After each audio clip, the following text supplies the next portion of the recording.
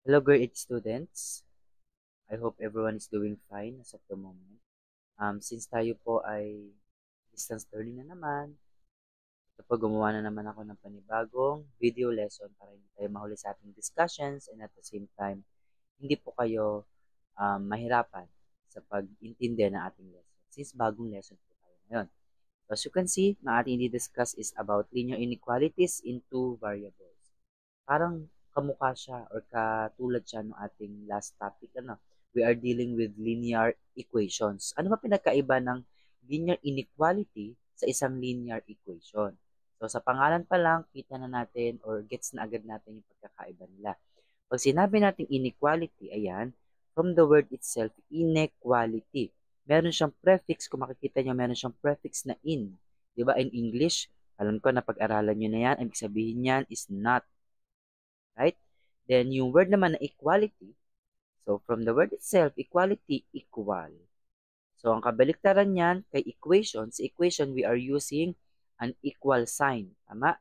Kaya nga siya equation kasi equal sila. Then, dito naman sa inequality, they are not equal. So, ibig sabihin, hindi na tayo gagamit ng equal sign in this case. Sir, kung hindi tayo gagamit ng equal sign, ano na pong sign ang gagamitin natin? Ito po. Here are some of the inequality symbols that we are going to use in our discussion. First one is this symbol. Yan. And that one is read as is greater than 2. So, nung elementary tayo, di ba, alam na natin, yung nasa kaliwa, yung mas malaking digit or mas malaking amount kaysa dun sa nasa kanan. Next, this symbol is read as is less than 2. So, kabaliktaran lang siya ni greater than. And then, meron tayo rito parang medyo bago na mga symbols. Ito, yung huling dalawa.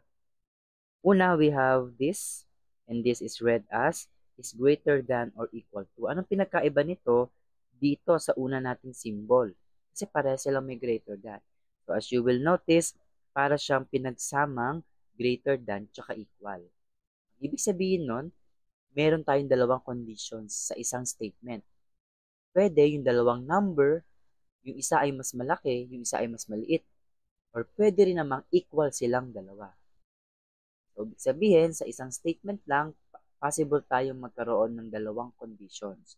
So, kung mangyari man na mas mataas yung nasa kanan kasi greater than, okay lang. Pero pag mangyari naman na pareha sila ng value, okay lang din. Okay? So, ganun lang din po itong nahuhuli. Si less than or equal to. Pinagsama lang siyang, ayan, less than tsaka sa equal. So, ganun lang din. Pwede siyang mas maliit yung nasa kaliwa and pwede rin namang parehas sila ng value. Hindi siya magiging mali kapag naging equal sila ng values. Okay? So, since alam na natin yung apat na inequality symbols, let's have an example of linear inequality rather. So, here are some of the examples of linear inequalities in two variables. Yan. Una, meron tayo, pag binasa natin yan, we have 5x plus 2y is less than to 7. Di ba? Para lang siyang linear equation. Nagbago lang yung mismong nasa gitna yung symbol lang. Next, we have 6x is less than 2 or equal to y plus 2. And then the last example that we have here is y is greater than or equal to 4x minus. So, sa tatlong examples natin ito, parehas sa parehas lang yan sa mga equations sa pinag-aaralan natin. Talagang itong mga symbols lang ang kanilang pinagkaiba. Okay po? Now, let's have this practice. Nakita nyo na agad, true or false. Sabihin, papracticein muna natin yung inyong skill kasi mahalaga ito eh. Yung skill na ito ay mahalaga sa pag-continue natin ng discussion. We're going to practice true or false po. Ibig sabihin, meron tayong 6 statements dito, mathematical statements. Aalamin lang natin kung true ba or totoo or false o hindi yung sinasabi. For number 1, we have 5 less than 10. Is 5 less than 10? Obviously, yes. So, ibig sabihin yan, kapag sa dalawang positive numbers, literally, pag mas maliit, mas maliit. Pag mas malaki, mas malaki. No, we're going to use less than. Next, number 2. So, ang sagot natin sa number 1 ay true. Yan. Next, number 2. 10 is greater than 0. Is that true or false? Very good. That is also true. So, ganito naman, may property naman tayo sa numbers. Lahat ng positive number, automatic mas malaki yan sa 0. So, anuman yung number na nandito, basta positive, kahit yan pa ay positive 0.1, greater than 0 po yan. Kasi diba sa number line, si 0 yung nasa gitna. Next, number 3. Negative 2 is less than or equal to 0. Is that true or false? Correct. That's also true. So, ganito naman, another property. Kung kanina, sa number 2, lahat ng positive, mas malaki ang value sa 0. Lahat naman ng negative, mas maliit ang value sa 0. Kasi if we're going to look at our number line, o kahit dun sa parang x-axis tsaka sa y-axis natin, di ba? Lahat ng negative nasa ilalim ng 0 pag y-axis. At lahat ng negative nasa left ng x-axis. Nasa left ng 0 sa x-axis. Kaya, ano man ang value ng negative number na ito, kahit yan ay negative 100, negative 1 million, lagi po yung mas maliit sa 0. So, ito po ay true. Next, number 4. Yan, dalawang negative integers na tayo. We have negative 10 is greater than or equal to negative 5. Is that true or false? Sige, I'll give you 3 seconds to think. The correct answer is, that is false po. Sir, bakit naman siya naging false? Kasi class, ganito naman ang rule natin kapag dalawang negative numbers. Kapag dalawang negative numbers, para siyang kabaliktaran ng dalawang positive. Parang mangyayari, yung mas malaking digit, ito na 10, palagi po siyang mas maliit sa parang maliit na number. Kasi parehas silang negative. So, ilolocate natin yan sa number line. Mag-drawing ko dito ng number line ha, parang x-axis, ayan. So, ilolocate natin yan. Kung nandito si 0, dito si negative 1, negative 2, negative 3, negative 4, negative 5.